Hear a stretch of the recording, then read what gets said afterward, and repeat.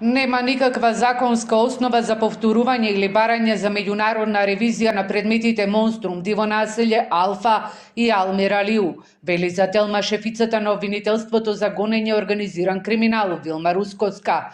Ова доаѓа откако алтернатива го испорача како едно од барањата за влегување во коалиција со СДСМ и ДУИ.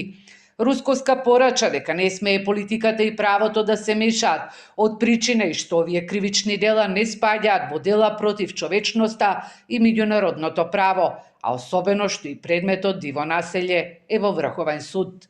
Од причина што таму има изречено повеќе казни доживотен затвор и во тој случај постапката е тростепена. Со самото ова, според мене, се врши политичко влијание врз одлуките, односно одлуката на Врховниот суд што треба да биде донесена. Загриженост за барањата на алтернатива и мешањето на политиката со судството искажа денеска и претседателката на Врховниот суд Беса Адеми. Посочи дека анализирајќи ги последните изјави на политичките партии, укажува на потребата од обезбедување на услови за независно и непристрасно постапување на судовите во обезбедување на правна сигурност на граѓаните, при тоа како што вели, отфрлајќи секаков вид на надворешно влијание врз правораздавањето.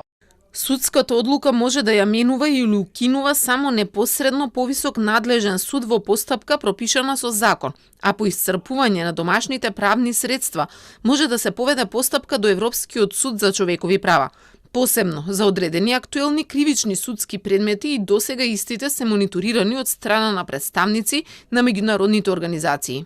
Претседателката на Врховниот суд упати и апел до политичките партии на воздржаност и соодветно комуницирање без да се загрози независноста и самостојноста на судската власт и судиите.